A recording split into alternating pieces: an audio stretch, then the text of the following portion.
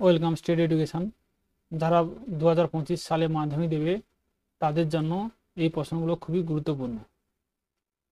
আজ ভূগোলের যে 2 নম্বর কোশ্চেনগুলো আছে সেই কোশ্চেনগুলো আলোচনা করছি। দেখো বিভাগ গদ দাগে নিচের প্রশ্নগুলি সংক্ষিপ্ত উত্তর দাও, বিকল্প প্রশ্নগুলো লক্ষণীয়। এখানে প্রতিটি প্রশ্নের মান কিন্তু 2। 3.1 দাগের কোশ্চেন, ষষ্ঠ ঘাতের সূত্রটি কি, বা ষষ্ঠ ঘাতের সূত্র বলতে কি বোঝো? কোনো নদীর গতিবেগ যদি কোনো কারণে পূর্বের তুলনায় দ্বিগুণ বৃদ্ধি পায়, তাহলে সেই নদীর বহন ক্ষমতা পূর্বের তুলনায় 64 গুণ বৃদ্ধি পাবে। অর্থাৎ কোনো নদী যদি তার আগের নদীর গতিবেগের তুলনায় দ্বিগুণ বৃদ্ধি পেয়ে যায়, তাহলে ওই নদীর বহন ক্ষমতা তার আগের বহন ক্ষমতার চেয়ে 64 গুণ বেড়ে যায়। নদীর গতিবেগ বৃদ্ধির সাথে নদীর বহন ক্ষমতা বৃদ্ধির এই গাণিতিক সম্পর্কটিকেই ষষ্ঠ ঘাতের সূত্র বলা হয়। অথবা দেখে কোশ্চেন কি বলেছে, নোনাটাক্স কাকে বলে? নোনাটাক্স একটি শিলা বা পর্বত যা বরফের চাদরের চারপাশে জমির উপরে দাঁড়িয়ে আছে, যা থেকে হিমবাহিত হচ্ছে। যেখানে স্থায়ী বরফের চাদর রয়েছে তাকে নোনাটাক্স বলা হয়। অর্থাৎ নোনাটাক্স হচ্ছে একটি বরফের উপরে অবস্থিত একটি স্তূপাকার অংশ। 3.2 এর কোশ্চেন কি, শিশিরাঙ্ক বলতে কি বোঝো? শিশিরাঙ্ক বলতে কি বোঝো? শিশিরাঙ্ক হলো এমন এক তাপমাত্রা যাতে পৌঁছালে বায়ুর জলীয় বাষ্প দ্বারা সম্পৃক্ত হয়। বায়ুকে আরও শীতল করলে এতে উপস্থিত জলীয় বাষ্পে ঘনীভূত হয়ে তরল জল উৎপাদন করে। বাতাসের চেয়ে শীতল বলে বায়ু শিশিরাঙ্কে পৌঁছায়। অর্থাৎ শিশিরাঙ্ক হলো এমন একটি তাপমাত্রা যা বায়ুর চেয়ে হালকা হয়ে যায়, হালকা হয়ে বায়ুতে থাকা জলীয় বাষ্পগুলো সেগুলো ঘনীভূত হয়ে জমতে থাকে। সেই তাপমাত্রাটাকে আমরা বলি শিশিরাঙ্ক। শিশিরাঙ্কের ফলে কিন্তু কুয়াশার সৃষ্টি হয়। 3.3 এর কোশ্চেন, ই ওয়াশ কাকে বলে?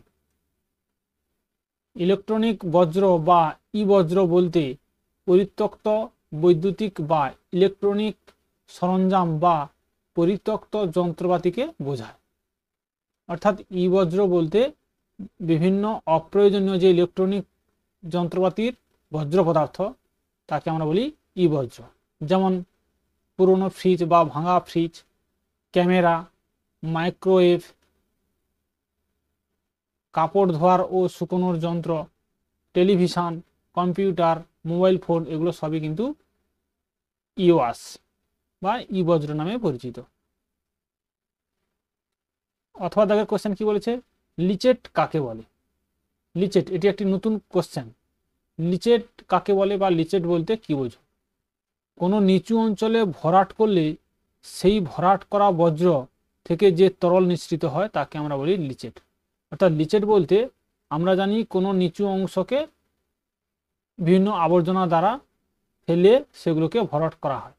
অর্থাৎ সেই আবর্জনাগুলো সেই নিচু অংশের মধ্যে জমা হয়ে থাকে এবং সেখান থেকে পরবর্তীকালে বিয়োজিত হয়ে এক ধরনের তরল নিঃসৃত হয় বা তরল সেখান থেকে বেরোয়। সেই তরল পদার্থকে বা তরল বস্তুটাকে আমরা বলি লিচেট। 3.4 কোশ্চেন, উপহ্রদ বা লেগুর কাকে বলে? উপহ্রদ বা লেগুর কাকে বলে?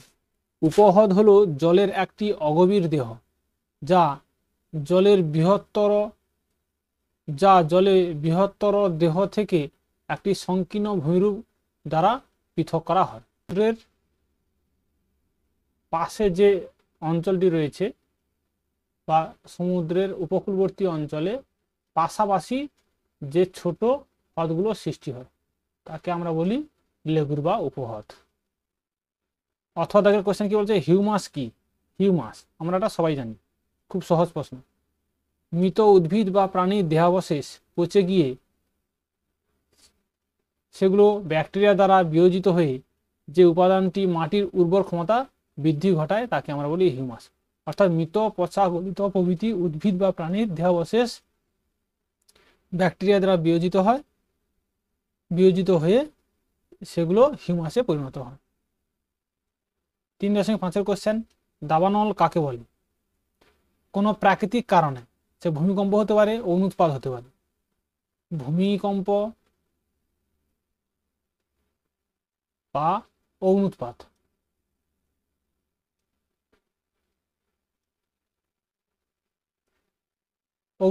এগুলো হচ্ছে প্রাকৃতিক কারণ।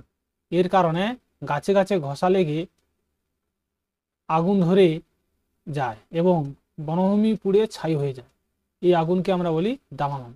আবার ঝড়ের সময়ও বনে বনে ঘষা লেগে কিন্তু আগুন ধরে যায়, তাকেও আমরা বলি দাবানল। অথবা তাকে কোশ্চেন কি, শস্যাবর্তন কি বা শস্যাবর্তন বলতে কি বোঝো?